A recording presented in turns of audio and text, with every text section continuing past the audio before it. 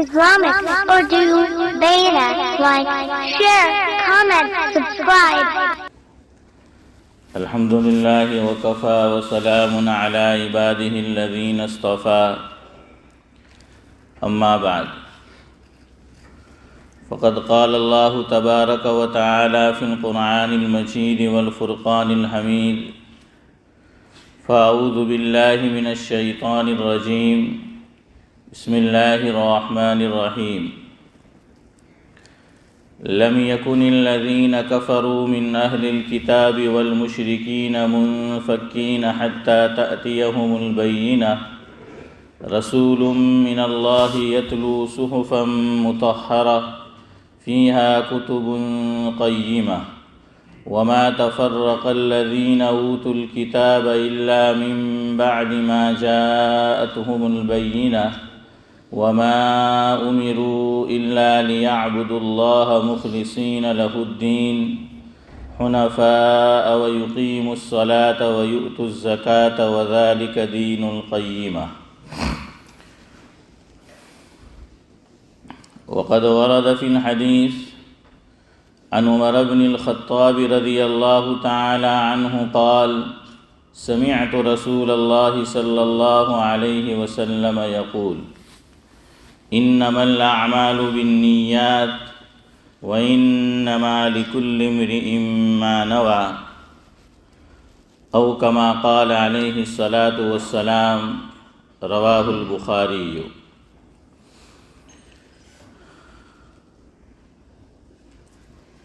کہتے جسے نیت ہے چیز کوئی دشوار نہیں، یہ دل کا فعل ہے زباں کا اعتبار نہیں.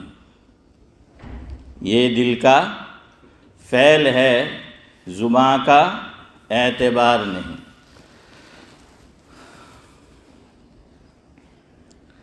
شریعت میں نیت کا عمل بہت آسان ہے. شریعت میں نیت کا عمل بہت آسان ہے.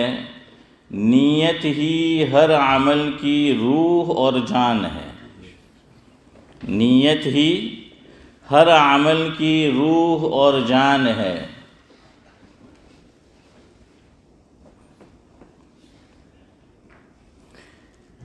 شریعت میں نیت کی اہمیت بڑی ہے. شریعت میں نیت کی اہمیت بڑی ہے. نہ کرنا کبھی اس میں گڑبڑی ہے.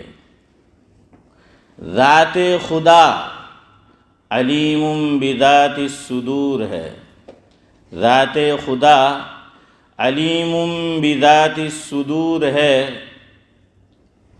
ہے وہ ہم سے قریب نہ کہ دور ہے.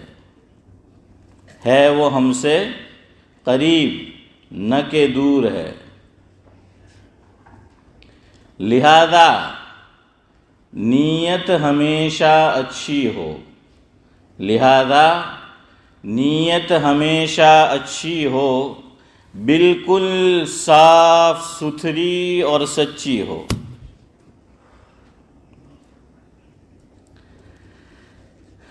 اس سے آپ حضرات سمجھ ہی گئے ہوں گے کہ آج مجھے کس موضوع کے تعلق سے آپ کی خدمت میں کچھ دینی باتیں پیش کرنی ہیں. موضوع ہے نیت، اور اس میں بھی نیت کا مسئلہ جس کا تعلق نماز سے ہے یہ بیان کرنا ہے. جیسے نیت کا مفہوم بہت عام ہے کہ انما الاعمال بالنیات، تو ہر چیز کے ساتھ نیت کا مسئلہ جڑا ہوا ہے. لیکن مجھے بطور خاص نماز کے تعلق سے مسئلہ یہ ہے، اگر آپ غور کریں گے میری باتیں جو میری باتیں نہیں ہیں، شریعت کی باتیں ہیں جو علماء نے کتابوں میں ذکر فرمائی ہے، تو ہم نیت کا مسئلہ جس طرح سمجھے ہوئے ہیں نماز کے اندر، شریعت میں وہ ویسا نہیں ہے. یہ ہماری سوچ ہے یہ ہماری فکر ہے، یہ ہماری سمجھ ہے، یہ میرا معاشرہ ہے، یہ آپ کا سماج ہے، یہ ہمارا خاندان ہے۔ ہم بچپن سے جیسا دیکھتے چلے آ رہے ہیں، جیسا سنتے چلے آ رہے ہیں، میں نے اور آپ نے نیت کا مسئلہ وہی اسی کو دین سمجھ رکھا۔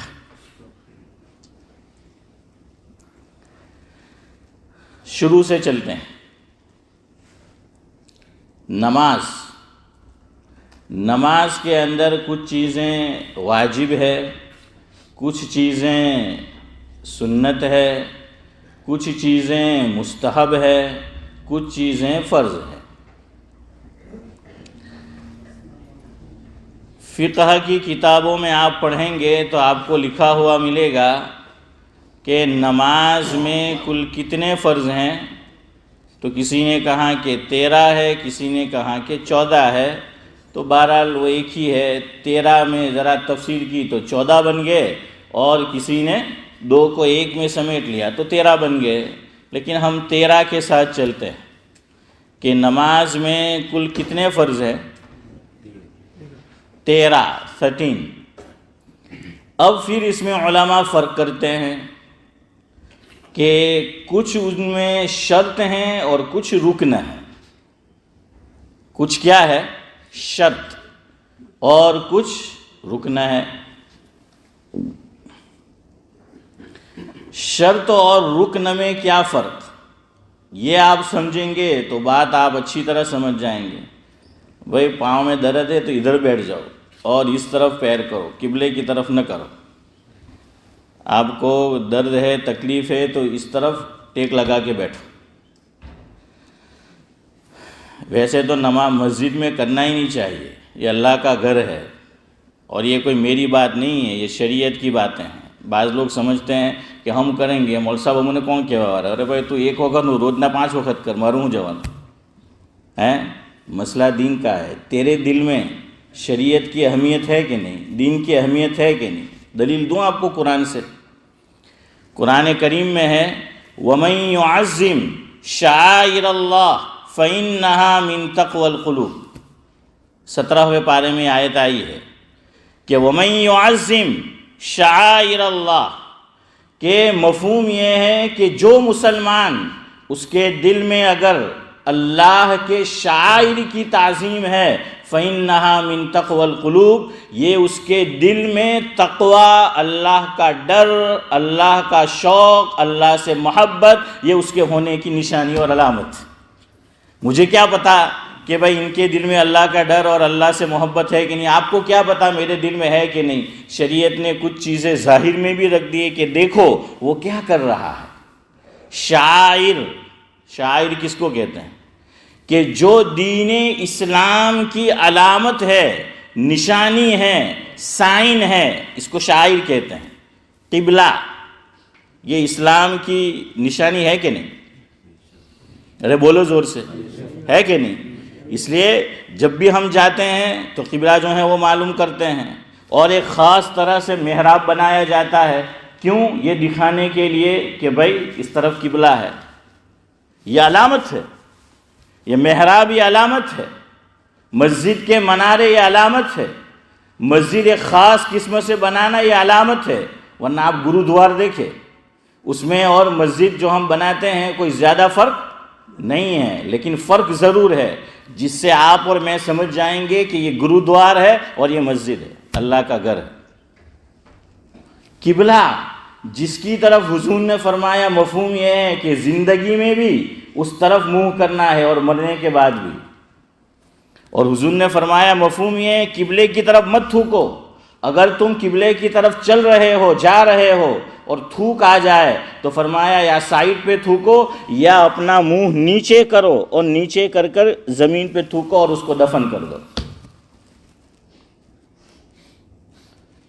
اب کچھ لوگ یہاں تو طرح طرح کے لوگ رہتے ہیں، دیگر ممالک سے آئے ہیں، انہوں نے اس چیز کو چھوڑ دیا، تو کیا ہم بھی چھوڑ دیں گے دین کی تعلیم کو؟ تو خود سوچ کہ تو اچھا کیا تکلیف ہے، مجھے سمجھ نہیں آتی، قبلے کی طرف ہی کیوں بیٹھنا ہے؟ اگر آپ کو تکلیف ہے، پاؤں میں اس ملک میں مسئلہ ہوتا ہے، بھائی اس طرف پاؤں کرو، دوسری طرف بیٹھو۔ کیا ضروری ہے کہ تم ادھر ہی پاؤں کرو قبلے کی طرف؟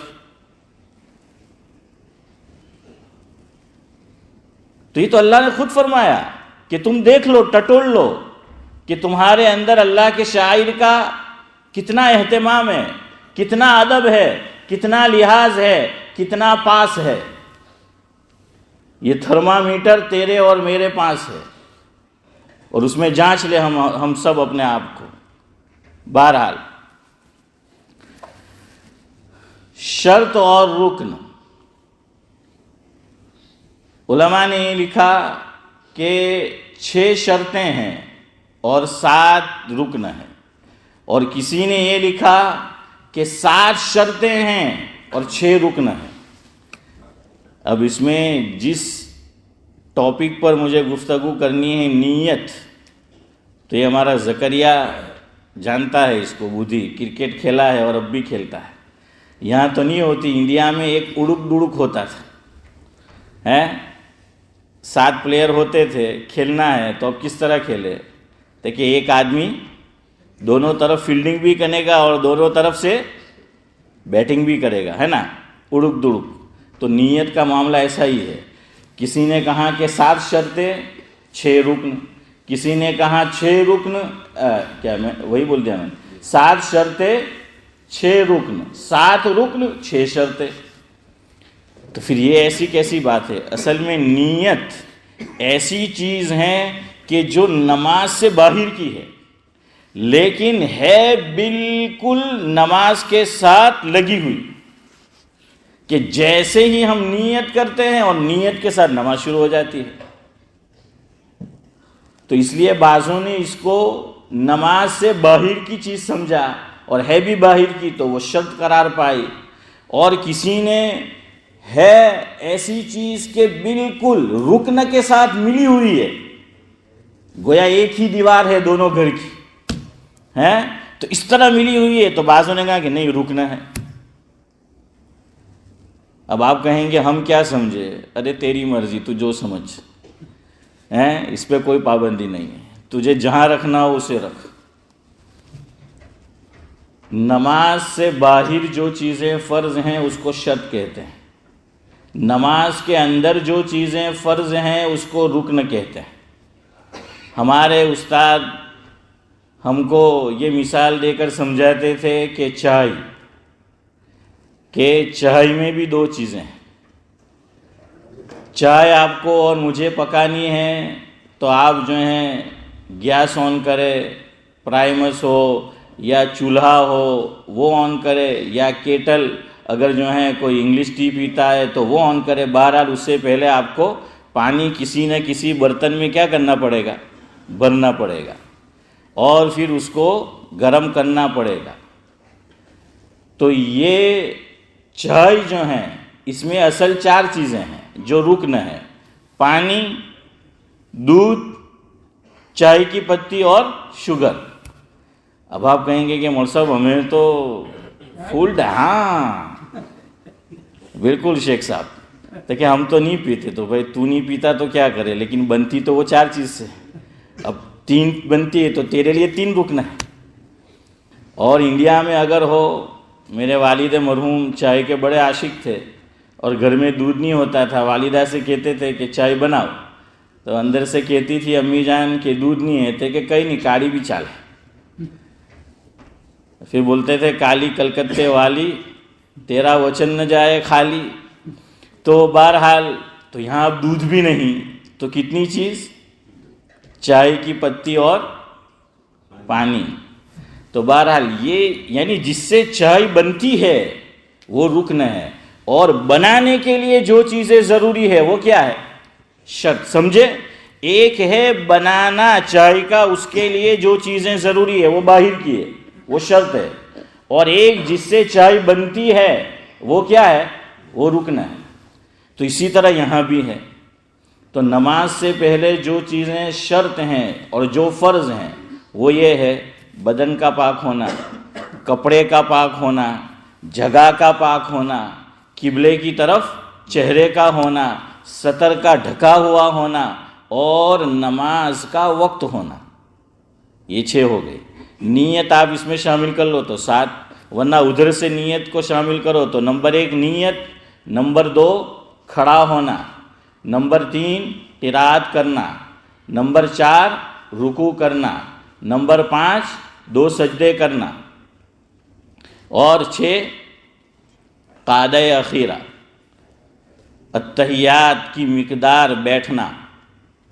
تو بہرحال ایک اہم چیز ہے نیت۔ نیت لغت میں، ڈکشنری میں کیا معنی نیت کا؟ نیت کا لغوی معنی ہوتا ہے ارادہ کرنا، قصد کرنا، یہ ہے نیت کا لغوی معنی۔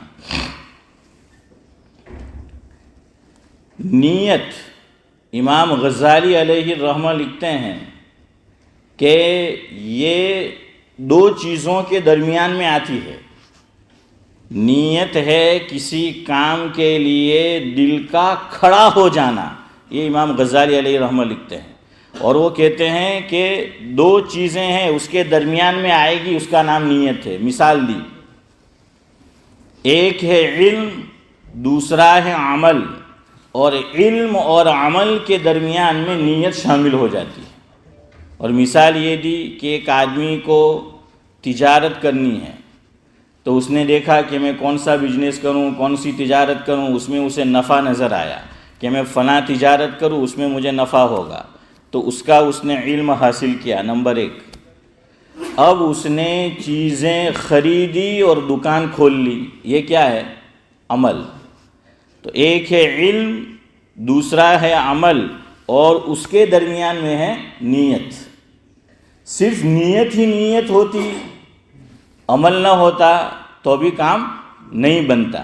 تو یہ علم اور عمل کہ آدمی پہلے علم حاصل کرتا ہے کہ میں کیا کروں، کس میں میرا فائدہ ہے، کس میں جو ہے وہ نقصان ہے، اور پھر وہ چیز خرید لیتا ہے، وہ کام کرتا ہے، عمل کو انجام دیتا ہے، اس کے درمیان میں جو ہے وہ نیت آتی ہے۔ اب نیت کسی ایک کتاب میں آپ کو یہ بات نہیں ملے گی کہ حضور اکرم صلی اللہ علیہ وسلم نے اپنی حیات طیبہ میں، پوری زندگی میں ایک مرتبہ بھی زبان سے نماز کی نیت کی ہو۔ ایک مرتبہ بھی آپ کو نہیں ملے گا یہ عمل، کسی کتاب میں نہیں، کسی کمزور روایت میں بھی نہیں ہے کہ حضور نے نماز کی نیت کس سے کی ہو؟ زبان سے جو ہے وہ کی ہو، ہے ہی نہیں۔ اور کیوں نہیں بھائی؟ اس لیے کہ نیت نام ہی ہے دل کے ارادے کا۔ جب نیت نام ہی دل کے ارادے کا ہے تو پھر زبان کا عمل دخل کہاں آیا؟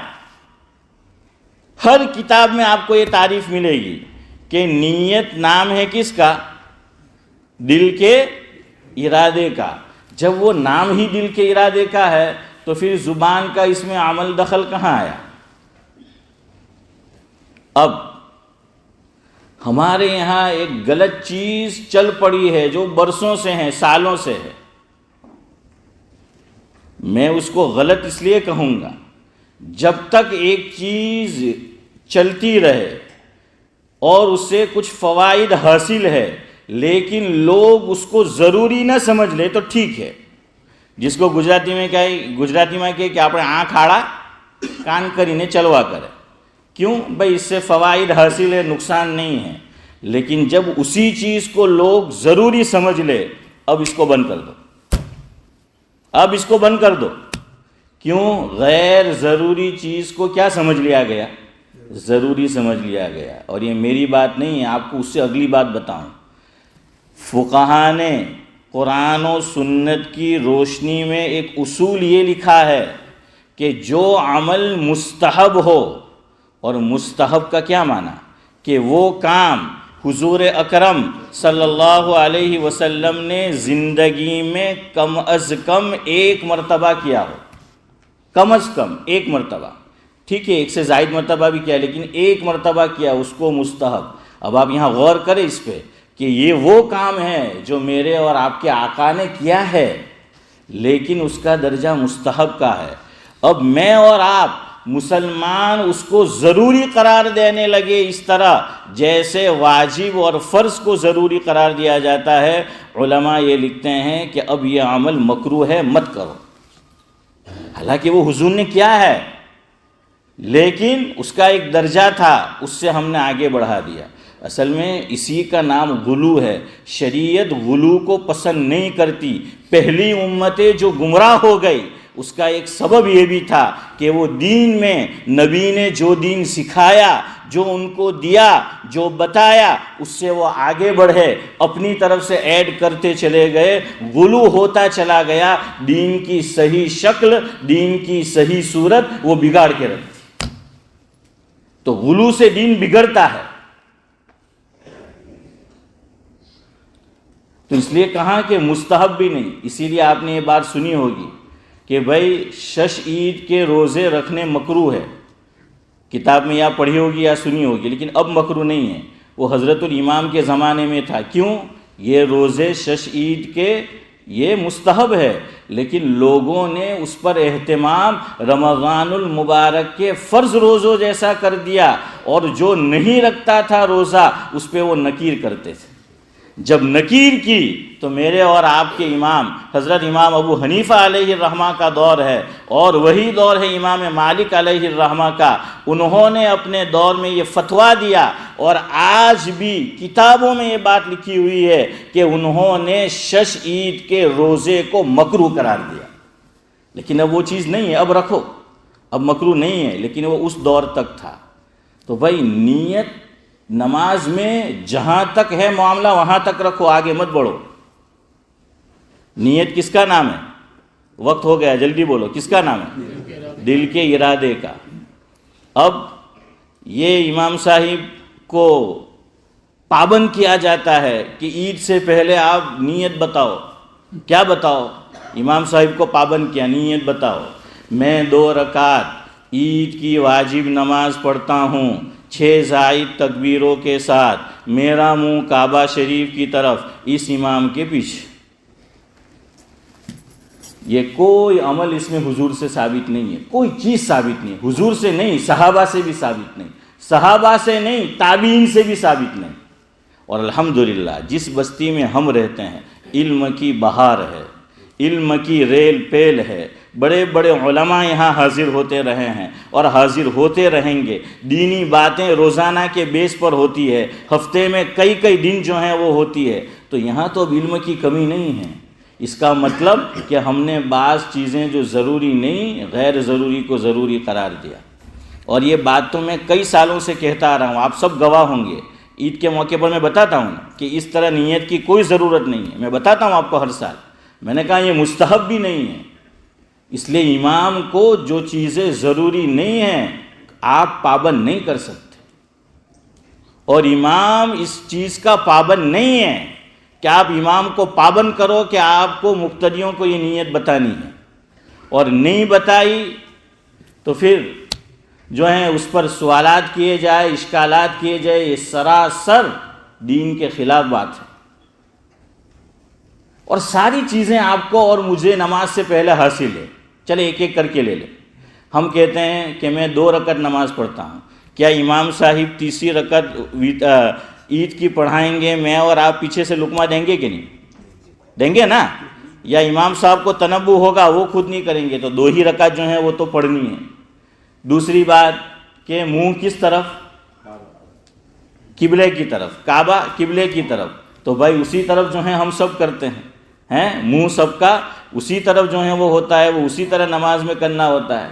کسی نے امام ابو حنیفہ رحمۃ اللہ علیہ سے پوچھا کہ حضرت میں نہر میں نہانے گیا اور کپڑے میں نے اتار کے باہر رکھے، اب مجھے نہر میں نہانا ہے، میں منہ کس طرف کروں؟ یعنی شاید وہ سمجھ رہا تھا کہ قبلے کی طرف کہیں گے. حضرت نے فرمایا کپڑے کی طرف کر، کوئی لے کے نہ بھاگ جائے. ہیں شوکت بھائی؟ ہاں کہ کپڑے کی طرف کر، کوئی لے کے نہ بھاگ جائے. تو بہرحال قبلہ جو ہیں وہ اس طرف ہمارا چہرہ ہے ہی، اور 6 زائد تکبیریں ہم کہیں گے ہی. اور شریعت جب مجمع بڑا ہوتا ہے تو مسئلہ بڑا ہوتا ہے تو اس کو شریعت ختم کر دیتا ہے. شریعت مسئلے کو بڑھانے نہیں، مسائل کو ختم کرنے آئی ہے. اور ہم لوگ سمجھے نہیں ہیں دین کو تو مسائل کھڑے کرتے ہیں. شریعت نے کیا بتایا؟ عید میں عیدین کی نماز ہے یا جمعہ کی نماز ہے، کوئی واجب امام سے چھوٹ گیا، عید میں تکبیر چھوٹ گئی، اب سجدہ سہو بھی نہیں، ختم کر دیا سجدہ سہو کو. کہ سجدہ سہو نہیں کرنا ہے. تو دیکھیے اتنی رعایت دے دی شریعت، اتنی رعایت دیتی ہے اور ہم رعایت دینے کو تیار نہیں. تو یہ بھی حاصل 2 رکعت بھی. اور تکبیر آپ کہہ رہے 6، میں کہہ رہا ہوں چھوٹ گئی شریعت کے لیے کوئی بات نہیں، بھول سے چھوٹ گئی شریعت کے لیے کوئی بات نہیں، سجدے سہو بھی آپ کو نہیں کرنا ہے. ٹھیک ہے کسی نے لقمہ دے دیا اور امام نے لے لیا، وہ الگ بات ہے. اب کیا رہ گیا؟ اس امام کے پیچھے میں پڑھتا ہوں.